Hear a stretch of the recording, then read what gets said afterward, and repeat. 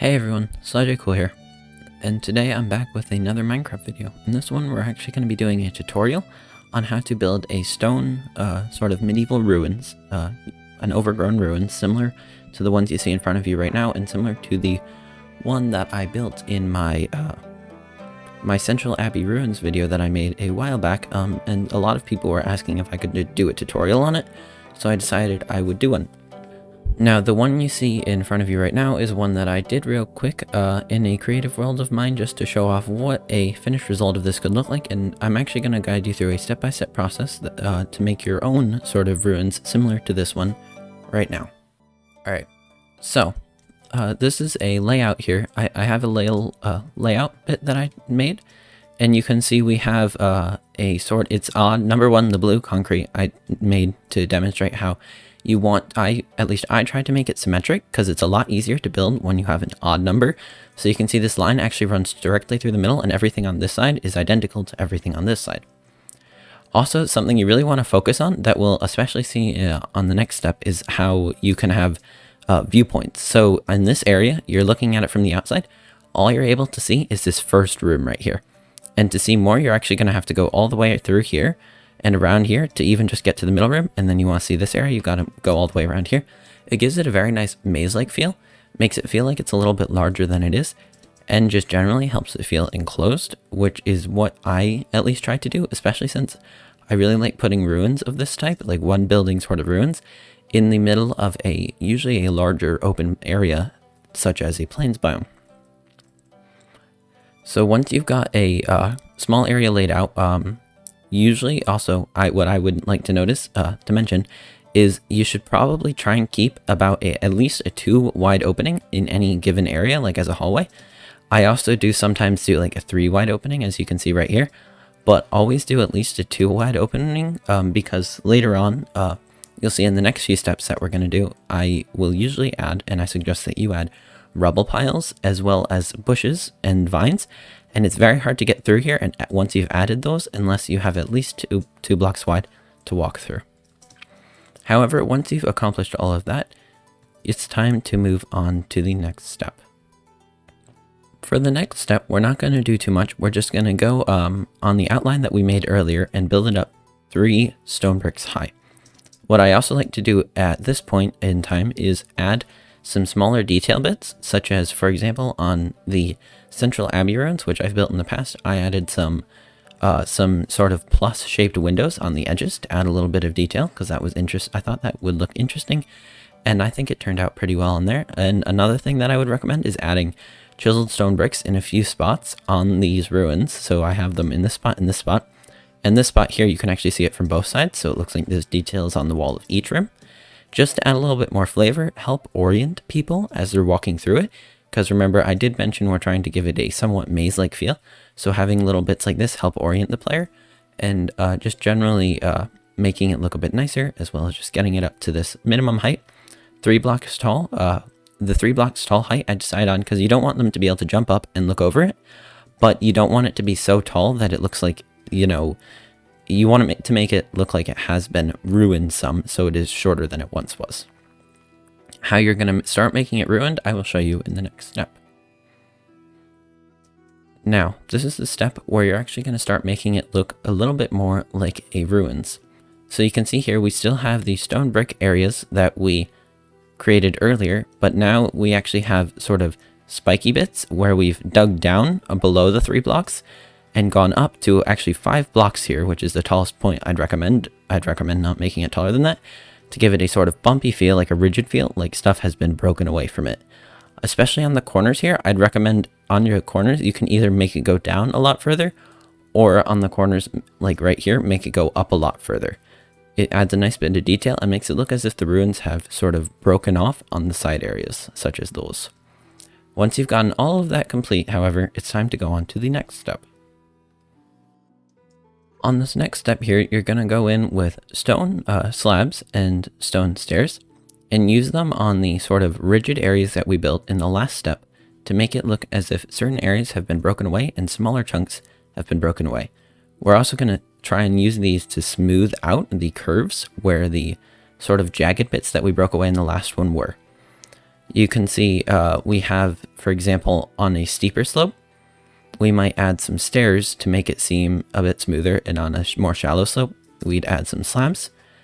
Usually I'd recommend not adding slabs sort of like in this fashion because it makes it a bit more too jagged in my opinion, unless of course that's something you really want.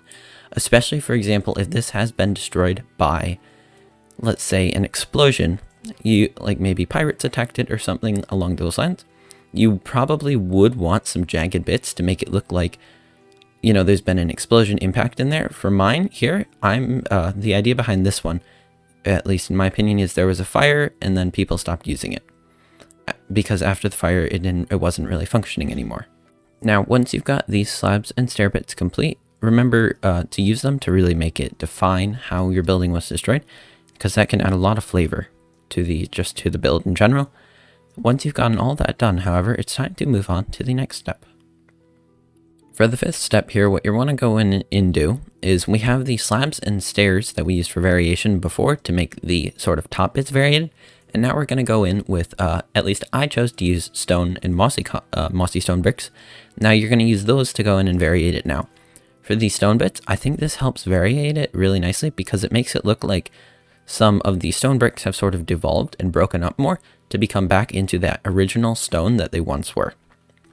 I also like including mossy stone bricks because it makes it look like over time plants and whatnot have sort of grown up around the building, and just water has also worn it down and caused those plants to grow, which really helps add a sort of sense of age, which I really like because it makes it seem older and just adds more lore, and in my opinion also makes it look quite a bit better.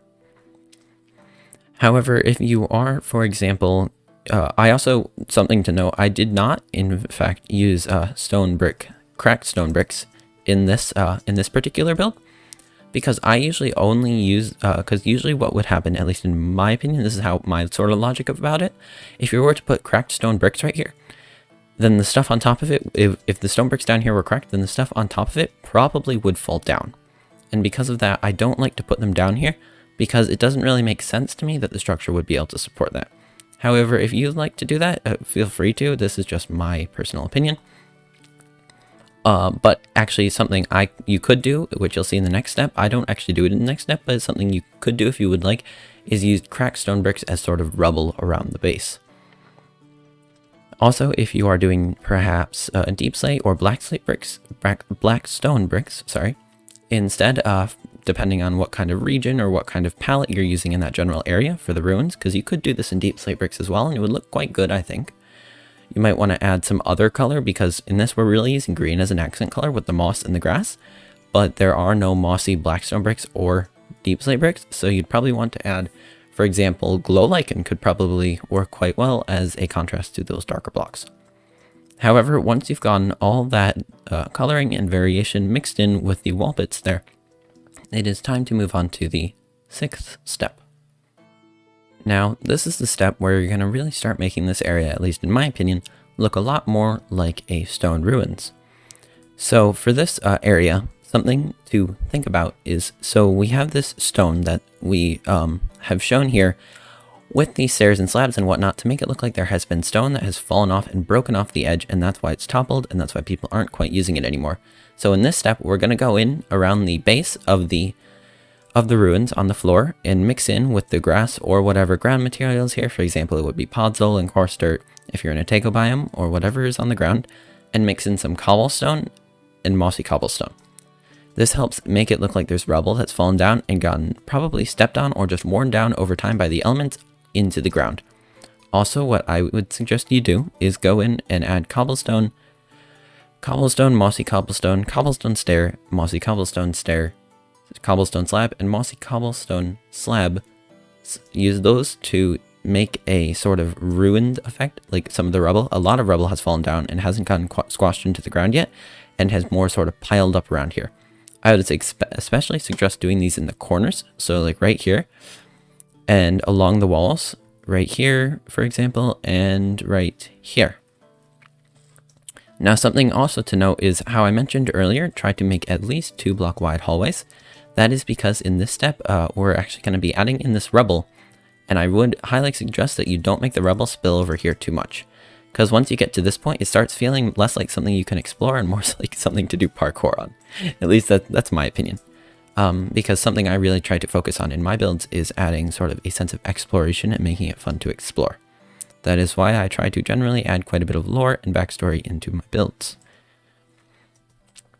However, once you've gone in and put in all the rubble and mixed in with all the floor areas, it is time to move on to the 7th and almost final step. Alright everyone, this is the 7th step, and this is the one where we're really going to start adding a bit of an overgrown feel more than just the textures that we use on the bricks.